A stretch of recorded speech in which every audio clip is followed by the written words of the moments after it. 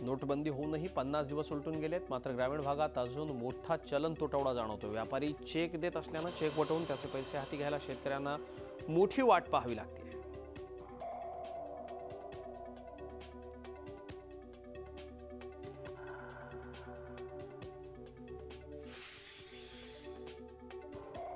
टाटा समूहाचे अध्यक्ष रतन टाटा यांनी नागपुरात संघ मुख्यालयाला भेट दिली। या भेटीत त्यांनी सरसंघचालक मोहन भागवतांशी चर्चा केली।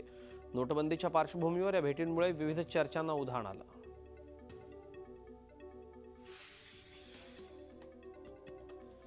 प्रचंड वादात सापडलेल्या पुण्यामधल्या सनबर्न पार्टीला अखेर मुंबई हायकोर्टानं परवानगी दिली आहे। एवढ्या उशिरा कोर्टात का धाव घेतलीत असा सवाल कोर्टानं याचिकाकर्त्यांना केला आहे।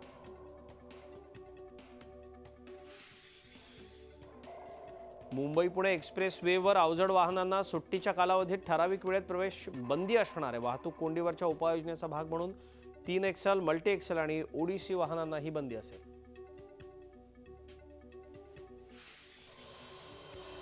मुख्यमंत्री देवेंद्र फडणवीसांचा महत्त्वाकांक्षी प्रकल्प असलेल्या जलयुक्त शिवारची माहिती आता ॲपवर मिळणार आहे। जलयुक्त शिवारच्या माध्यमातून पाण्याची टंचाई असलेल्या 25,000 गावांमधला दुष्काळ संपवण्याकरता सरकारनं हे पाऊल उचललं आहे।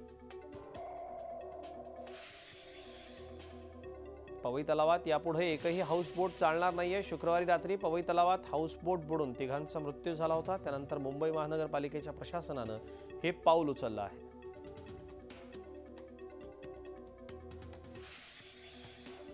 मुंबई महानगरपालिकेच्या स्थायी समितीत अवघ्या 1.5 तासात तब्बल 1,500 कोटींचे प्रस्ताव मंजूर करण्यात आले। आगामी पालिका निवडणुकीच्या तोंडावर सर्वपक्षीय नगरसेवकांनी मिळून कोट्यवधींच्या कामांना मंजुरी दिली आहे।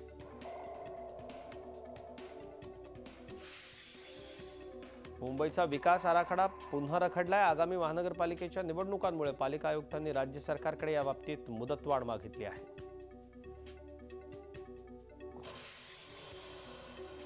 पुण्यामधल्या शिवाजीनगर ते हिंजवडी मेट्रो प्रकल्पाला पीएमआरडीएच्या बैठकीत मंजुरी मिळाली। मुख्यमंत्र्यांच्या उपस्थितीत मुंबईत झालेल्या बैठकीत ही मंजुरी दिली गेली। सुमारे 8 कोटींचा हा प्रकल्प 4 वर्षात पूर्ण होणं अपेक्षित आहे। नागपूर मेट्रोच्या मार्गात अडथळा ठरणाऱ्या 35 अतिक्रमणांना जमीनदोस्त करण्यात आलंय। कॉटन मार्केट परिसरातील लोखंडी पुलाजवळ 30,000 चौरस फुटांवर हे अतिक्रमण होतं।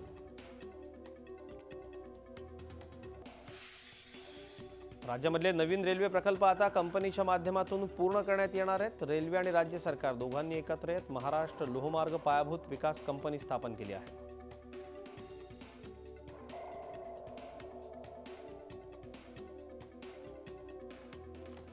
उत्तर महाराष्ट्रामध्ये यंदाचं सर्वात कमी तापमान आज धुळ्यात नोंदवण्यात आलं। धुळ्यात 5.4 अंश तापमानाची नोंद झाली। नेपाळमध्ये 6.2 अंश सेल्सिअस इतकं तापमान होतं।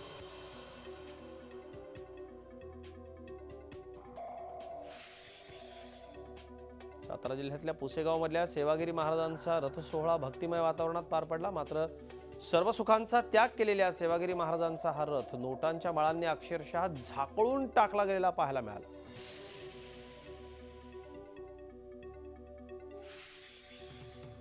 नांदेड जिल्ह्यातल्या माळेगावमध्ये सुरू असलेल्या यात्रेत राणी घोडी आणि विंटेज फियाट गाडी जत्रेचं आकर्षण ठरते। अश्वशौकीनांकरता ही यात्रा म्हणजे पर्वणीच ठरते।